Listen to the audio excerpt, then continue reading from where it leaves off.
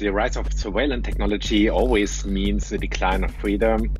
And a lot of politicians might think in the moment, never waste a good crisis, and they will use this opportunity to establish even more controlled censorship and surveillance technologies to control their societies. And I live in Germany. From our history, we know surveillance societies are always bad. Portugal is just free for 46 years. So you always also know from your history that we have to fight for a free society every day to keep it alive and free and open.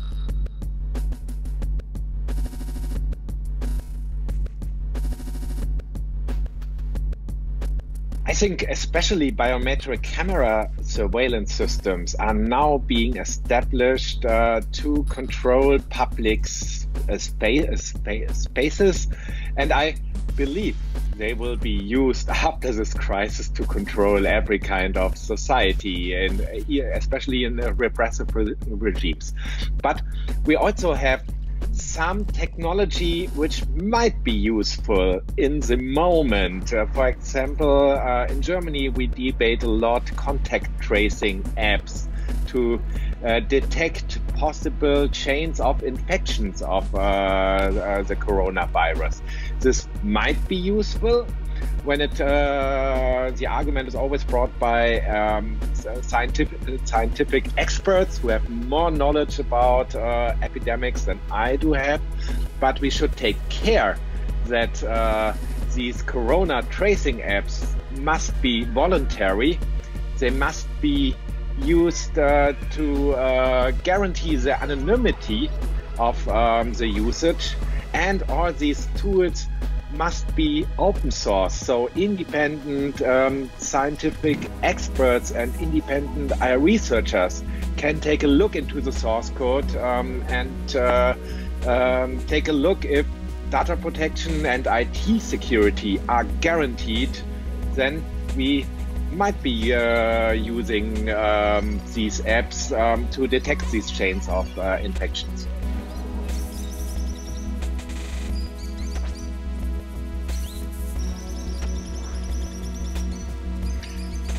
Oh, we leave data trails everywhere. That's a big problem, especially if we are using all these monopoly social media platforms like Facebook, YouTube, Zoom, and co. We all should be aware about it, and we should think about using decentralized open technologies to not be even more dependent on some companies who are changing the rules of their systems and the way how we communicate every time without asking us if we agree in the change of the rules how we communicate with each other.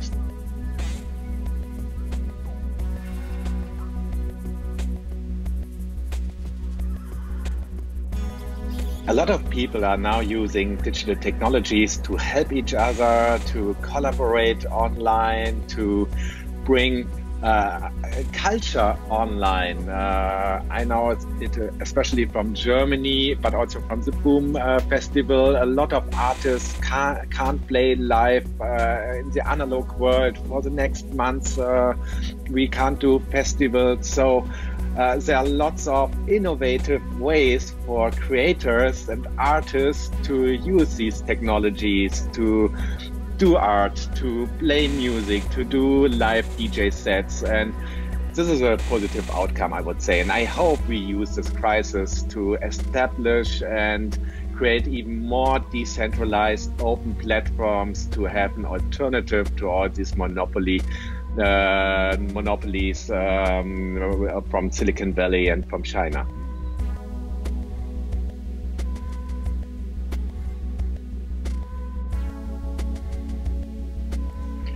For the present COVID world, I would say use mask, practice social distancing more and longer than only for a week. Wash your hands longer than just for 2 seconds, and take care about digital security. Start using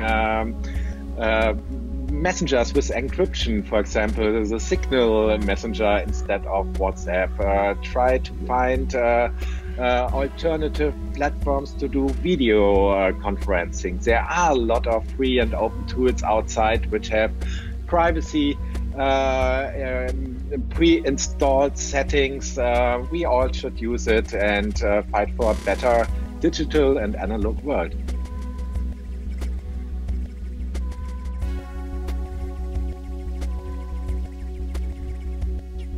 The Boom Festival was one of the nicest festivals I ever attended. It had such a great spirit, so many lovely people, and I think the Boom community is a global community of people who take care of each other and show solidarity. We should use the spirit in this crisis within our societies to take care of other people, show solidarity, help other people, and give love to other people.